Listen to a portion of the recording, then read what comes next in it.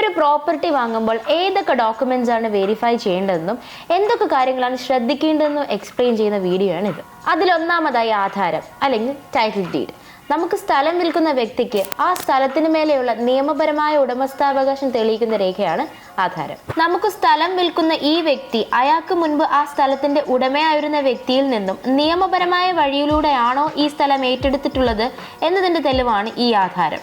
ഇനി അടുത്തത്, നമ്മൾ ആദ്യം പറഞ്ഞ ആധാരത്തിന് പുറമെ മറ്റൊരു ആധാരം കൂടെ പരിശോധിക്കേണ്ടതുണ്ട്. അതാണ് മുന്നാധാരം അല്ലെങ്കിൽ പാരന്റ് ഡീഡ്. പേര് സൂചിപ്പിക്കുന്നത് പോലെ തന്നെയാണ് ഇത് ആധാരത്തിന് മുൻപേ ഉള്ള ആധാരമാണ്.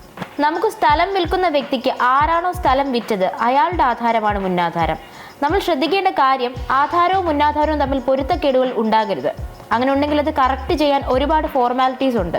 ഇതൊഴിവാക്കാൻ മുന്നാധാരം നമ്മൾ നല്ലതുപോലെ വെരിഫൈ ചെയ്യണം. അടുത്തതായി ബാധ്യതാ സർട്ടിഫിക്കറ്റ് അല്ലെങ്കിൽ എൻകംബ്രൻസ് സർട്ടിഫിക്കറ്റ്. നമ്മൾ വാങ്ങാൻ പോകുന്ന വസ്തു ബാങ്കിലോ അല്ലെങ്കിൽ മറ്റേതെങ്കിലും ധനകാര്യ സ്ഥാപനങ്ങളിലോ ബാധ്യതപ്പെടുത്തിയിട്ടുണ്ടോ എന്ന് തിരിച്ചറിയാനുള്ള രേഖയാണ് ബാധ്യതാ സർട്ടിഫിക്കറ്റ്. വസ്തു ബാധ്യതപ്പെടുത്തിയിട്ടുണ്ടെങ്കിൽ ആയത് എത്ര രൂപയാണെന്നും എവിടെയാണെന്നുമുള്ള രേഖകളും നമ്മൾ തിരഞ്ഞെടുക്കുന്ന കാലയളവിൽ ഈ വസ്തു കൈമാറ്റം ചെയ്തതിൻ്റെ രേഖകളും ഈ സർട്ടിഫിക്കറ്റിൽ ഉണ്ടാകും. അടുത്തതായി possession and non attachment certificate.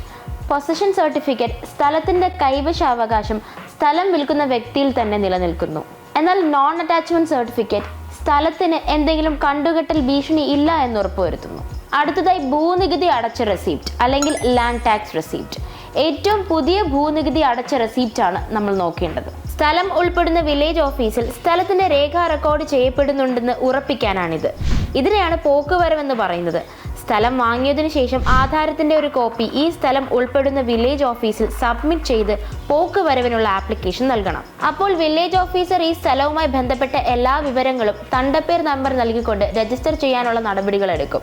ഈ പോക്കുവരവിന് ശേഷം മാത്രമാണ് ഭൂനികുതി അടയ്ക്കാൻ കഴിയുകയുള്ളൂ. അടുത്തതായി ബേസിക് ടാക്സ് രജിസ്റ്റർ.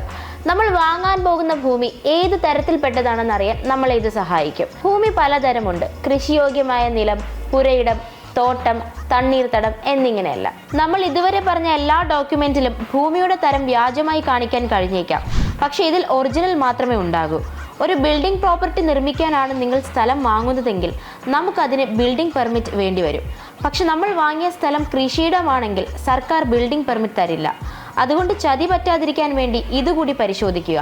നമ്മളിങ്ങനെ ബേസിക് ടാക്സ് രജിസ്റ്റർ പരിശോധിക്കുമ്പോൾ സ്ഥലം നിലമായിട്ടാണ് കാണിക്കുന്നതെങ്കിൽ പിന്നെ നമ്മൾ ചെക്ക് ചെയ്യേണ്ടത് ഡാറ്റാ ബാങ്ക് ആണ്. ഇനി ഡാറ്റാ ബാങ്കിൽ കേരളത്തിലെ എല്ലാ നെൽപ്പാടങ്ങളെക്കുറിച്ചും തണ്ണീർത്തടങ്ങളെക്കുറിച്ചുമുള്ള മുഴുവൻ വിവരങ്ങളും ഉണ്ടാകും. ഏരിയയും സർവേ നമ്പർ അടക്കം ആ സ്ഥലത്തെ വില്ലേജ് ഓഫീസറും കൃഷി ഓഫീസറുമായിരിക്കും ഇത് തയ്യാറാക്കുന്നത്. ഡാറ്റാ ബാങ്കിലെ ലിസ്റ്റിൽ ഈ ഭൂമി ഉണ്ടെങ്കിൽ ബിൽഡിംഗ് പെർമിറ്റ് കിട്ടില്ല. ആ ഭൂമിയിൽ കൃഷിയല്ലാതെ ഒന്നും നടക്കില്ല. ഭൂമിയുടെ തരം മാറ്റണമെന്നുണ്ടെങ്കിൽ അതിന് അപേക്ഷ കൊടുക്കേണ്ടത് റവന്യൂ ഡിവിഷൻ ഓഫീസർക്കാണ്. 25 സെന്റ് വരെ ഇതിന് ഫീസ് കൊടുക്കേണ്ട കാര്യമില്ല. 25 സെന്റിന് മുകളിലാണെങ്കിൽ ന്യായവിലയുടെ 10%, 1 ഏക്കറിന് കൂടുതലാണെങ്കിൽ 20%മാണ് ഫീസ്. അവസാനമായി ലൊക്കേഷൻ സ്കെച്ച്. നമ്മുടെ വസ്തുവിന്റെ അതിരുകളും ബന്ധപ്പെട്ട റോഡുകളും കാണിച്ചുകൊണ്ട് വില്ലേജ് ഓഫീസിൽ നിന്നും ലഭിക്കുന്ന രേഖയാണ് ലൊക്കേഷൻ സ്കെച്ച്. അപ്പോൾ ഇതുപോലുള്ള കൂടുതൽ ഇൻഫോർമേറ്റീവ് വീഡിയോസിനായി കീപ് ഫോളോയിങ് L4 Lands.